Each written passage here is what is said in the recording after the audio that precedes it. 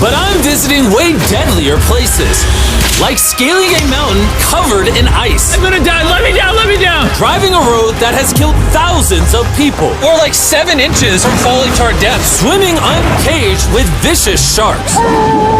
And so much more. All starting in this cage, in the middle of an African safari where there are lions, cheetahs, hippos, and a dozen other species that could kill us. Why are we doing this? Because we're visiting the 5 deadliest places on Earth. Oh, I see one of them. Oh my God. Why are we doing this? And to make sure the lions actually visit us, I brought a bunch of meat. Spread... and surrounded the cage with it. Oh man, are we trying to die? Well, what actually makes this place so deadly is that when the sun goes down and we lose our sight, the animals do not. Jimmy, there's 2 lions. That sounds... Is that a rhino? No, bro, it's huge. Oh, dude, everything's coming out at night. Bro, we're surrounded by lions. They're literally 20 feet away from us. Oh my God. Lions will not stop circling us. We might actually die this video. Well, let's see if we do, because the next places we'll be visiting in this video will progressively grow more and more deadly than the last, all leading up to an island riddled with venomous snakes. And next, we're gonna be ice climbing on this massive, deadly, frozen waterfall. And now there is no turning back.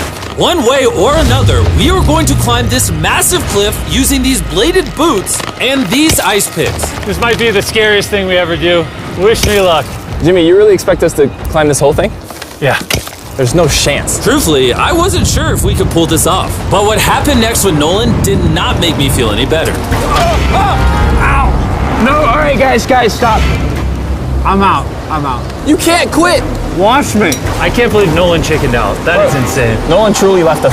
We're really high up right now. You're almost halfway! Oh, Jimmy, don't look down. Oh my God. It's getting steeper as we go. Oh, my foot. I'm losing grip. Oh, did you almost fall? Yes. Oh, God.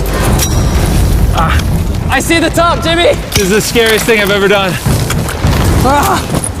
I'm doing this. I'm gonna get to the top. Show them how steep it's gotten. We're in too deep, I can't quit! I got like 10% left. I'm fighting the urge to cry, man. Even though I definitely shouldn't have been doing this, You're almost there, Jim! I somehow made it all the way to the top of this waterfall. We made it to the top. Let's go! You know what?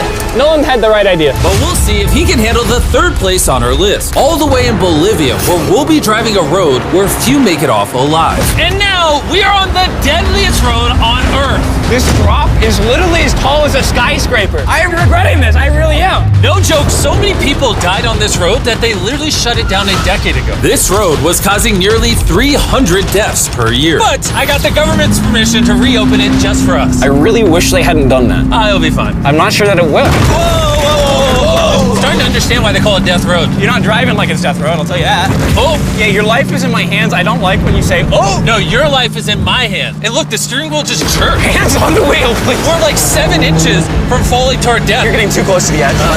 Please. Oh my God, my life is flashing. It's flashing over and over and over again.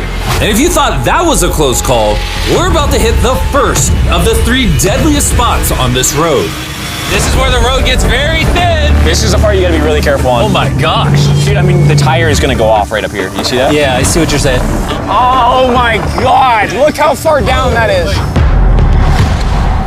Here, Nolan, can you guide me? Gladly, I'll get out of the car gladly.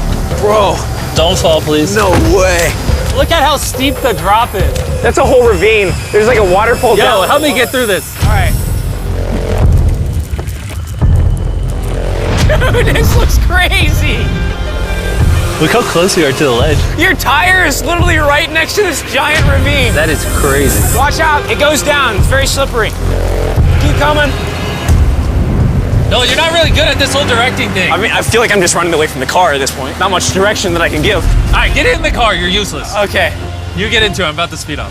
Nolan, you know what might make this ride a little more fun? What? Our brand new Feastables Creamy Peanut Butter Cup. Oh, I thought you were gonna say you driving slower. No. It's getting so foggy coming up, I can barely see it. At some parts, the road is actually pretty normal, but due to extreme elevation change, a sudden blinding fog can roll in as a silent killer. Guys, stop, it's edge. Am I good, Nolan? No, it actually looks like they're about ready to fall. It is so close. Okay, so like right here? You good? Just stay as far away. Ah, what's that noise? Closer than I prefer, but I thought, why don't we mix things up and come out with our own Feastables cups? Whoa! You see, the best part about these cups is that we use peanut butter straight from a jar, and look how jam-packed it is. These things taste amazing. Whoa! Whoa! Whoa! And on top of that, we use Feastables chocolate in this, which if you don't know, at Feastables we pay all our farmers living wages. We use fair trade certified beans. We remediate child labor on our farms. Oh my gosh, this is very bumpy. All three of which no big American chocolate company does. Nolan, it's been like a decade. Can you go make sure that bridge still works? all right. I just really want to make sure if it collapses, you know, I'm not on it. All right, Nolan, test the bridge. Am I good? It's good. Big Chocolate pays farmers so little that they're forced to literally use child labor. No joke, there's over 1 million kids in illegal child labor in West Africa just on cocoa farms. So not only should you try the new cup because it tastes phenomenal, but also help me send a message to the chocolate industry. Pay your farmers a living income and do more to get rid of child labor on your farms. This looks crazy. We survived Death Road! So far, we've survived on the land. But for this next bonus place, Carl and Nolan are in the middle of the ocean, surrounded by sharks. And we're getting in the water without a cage for some reason. Yeah, we usually use this thing, but now we're not going to. The sharks in these waters are notorious for unprovoked attacks, making this the most dangerous water in the United States. I can't believe this is happening. Oh my gosh, these are gigantic sharks. Dude, why are we doing this without a cage? Dude, behind you, behind you. Oh my god, that's huge! Don't get in now. I don't want to. I don't want to. No, hopefully I don't die. I don't want to die today. Oh my god, the thing is so big. Okay, all right. Carl, the sharks are like twice your size. I'm good on sharks. I'm good. But that was nothing compared to our second most dangerous spot, which just so happens to be in the middle of the Amazon rainforest, the beauty of which can only be paralleled by its danger.